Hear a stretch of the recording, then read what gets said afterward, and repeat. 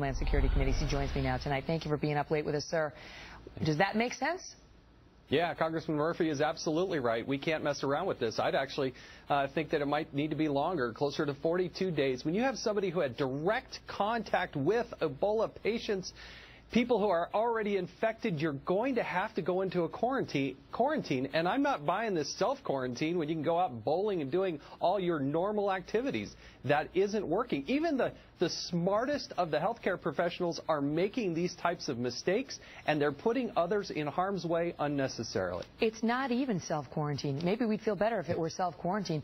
It's just self-monitoring. That's it. Just take your temperature twice a day. And the officials in New York here tonight were saying he took his temperature twice a day. He didn't have a fever last night. This wasn't until this morning that he was symptomatic, and he did the right thing. He called officials immediately. He went in, and they had the hazmats and so on. They think the system worked. No, it didn't. It didn't work. We heard testimony in Dallas in a field hearing that we had from a CDC doctor who told us if you have a suspect that might have Ebola, you're to get tested. Then you need to get tested 72 hours later because it doesn't always show up in the first test. And so there are so many mixed messages. We're going to hear testimony tomorrow morning. Chairman Issa has called a hearing. We have the Inspector General who is coming in and saying we're woefully underprepared for protective gear. For instance, hand sanitizer in the greater Washington, D.C. area for dealing with a pandemic. About 80% of it is expired, and they only had about 5,000 units. So you're going to hear a lot more. Too, that this plane that he was on has been taken out of commission.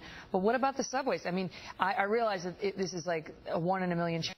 That's what they seem to be suggesting. Don't worry, don't worry, don't worry. But he rode the A train, he rode the L train, he rode the #1 train, he rode in an Uber cab, he went bowling in Williamsburg, he visited the High Line, a very popular tourist destination here. He sat at a restaurant and ate, and who knows whether he used the bathroom facilities at any of these places. And we know that, you know, bodily fluids that's what Ebola is all about.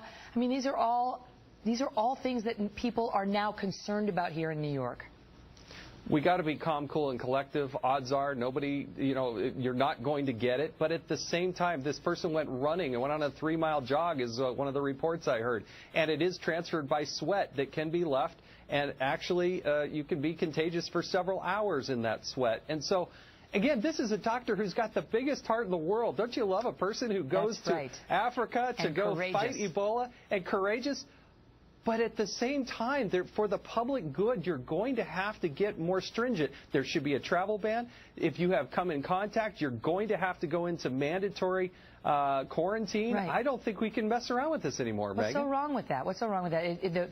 The price that you pay for doing such a good deed is a 3-week stint on your own when you come back for self-reflection. I realize there are financial issues as well.